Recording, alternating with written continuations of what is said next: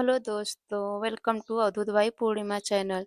तो दोस्तों, अगर आप यूपी टेट की तैयारी कर रहे हैं तो एक क्वेश्चन आपके लिए बहुत महत्वपूर्ण होने वाला है। तो चलिए आज का क्वेश्चन देखते हैं। निम्नलिखित में से कौन सा कारक स्मृति से संबंधित नहीं है? पहचान, धारण, पुनर्मरण या अनुभूति स्मृति से संबंधित नहीं है। तो इसका आंसर बताइए। इसका राइट आंसर हो जाएगा अनुभूति। अगला क्वेश्चन है, मैस्लो के अभिप्रेरणा सिद्धांत को कहा जाता है? आवश्यकता का सिद्धांत, शारीरिक सिद्धांत, दृढ़ इच्छा शक्ति सिद्धांत या अंतर्नोद का सिद्धांत? मैस्लो के अभिप्रेरणा सिद्धांत को क्या कहा जाता है? कमेंट में आंसर बताइए आप लोग।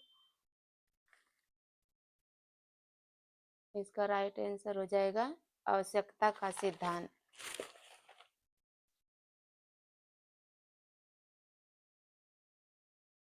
अगला क्वेश्चन है, थार्नडाइक के व्यक्तित्व के वर्गीकरण का आधार है? शारीरिक गठन और शक्ल सूरत, रचनात्मकता और मौलिकता, समायोजन और बुद्धि, चिंतन और कल्पना। थार्नडाइक के व्यक्तित्व के वर्गीकरण का आधार पूछा है तो इसका राइट आंसर हो जाएगा चिंतन और कल्पना। अगला क्वेश्चन है, मानसिक स्वास्थ्य और डैश में घनिष्ठ संबंध है? अभिवृत्ति में, स्वीकार्यता में, बचने में या समायोजन में? मानसिक स्वास्थ्य और इसका क्या सही हो जाएगा? समायोजन में घनिष्ठ संबंध है। अगला क्वेश्चन है, कक्षा 5 के न्यून वृष्टि वाले बच्चे को निम्न स्तर के कार्य के लिए माफ करना उचित है? उसके दैनिक कार्य में उसके माता पिता तथा मित्रों की सहायता करनी चाहिए। अगला ऑप्शन है, कक्षा में सामान्य रूप से बर्ताव करना चाहिए तथा ऑडियो सीडी के जरिए सहायता प्रदान करनी चाहिए, या फिर कक्षा में विशेष बर्ताव करना चाहिए। इसका आंसर बताइए। इसका राइट हो जाएगा सी। अगला क्वेश्चन है, निम्न में से कौन शिक्षण कुशलता से संबंधित है? श्यामपट्ट पर लिखना, प्रश्नों को हल करना, प्रश्न पूछना या उपरोक्त सभी? इसका आंसर कमेंट में बताइए। इसका राइट आंसर हो जाएगा उपरोक्त सभी। अगला क्वेश्चन है, शिक्षा की किंडरगार्टन पद्धति का प्रतिपादन किया? टीपी नम ने, फ्रोबल ने, इसमें कुछ मिसप्रिंट हो गया है। अगला क्वेश्चन है, असंगठित पर से आने वाला बच्चा सबसे अधिक कठिनाई का अनुभव करेगा? सुनिर्मित, स्वतंत्र अध्ययन में, नियोजित निर्देश में, अभ्यास पुस्तिका में? इसका राइट आंसर हो जाएगा स्वतंत्र अध्ययन में। अगला क्वेश्चन है, बच्चों के बौद्धिक विकास के धार सुस्पष्ट स्तरों को पहचाना गया था? कोहलबर्ग द्वारा, एरिक्सन द्वारा, स्किनर द्वारा या पियाजे द्वारा?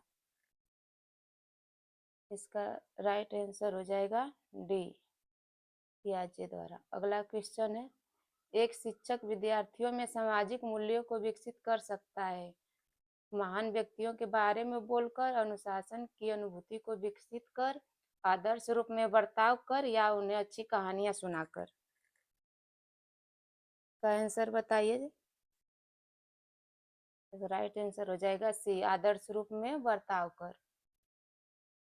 अगला क्वेश्चन है, एक शिक्षक को साधन संपन्न होना चाहिए, इसका अर्थ है उनके पास पर्याप्त धन संपदा होनी चाहिए ताकि उसे शिक्षण देने की जरूरत न पड़े, उनका अधिकारियों के उच्च स्तर से संपर्क होना चाहिए, उनको अपने विद्यार्थियों की समस्याओं को हल करने का पर्याप्त ज्ञान होना चाहिए, या फिर डी, विद्यार्थियों के बीच उनकी प्रसिद्धि होनी चाहिए? एक शिक्षक को साधन संपन्न होना चाहिए, इसका अर्थ पूछा है। इसका राइट आंसर हो जाएगा सी, उनको अपने विद्यार्थियों की समस्याओं को हल करने का पर्याप्त ज्ञान होना चाहिए। अगला क्वेश्चन है,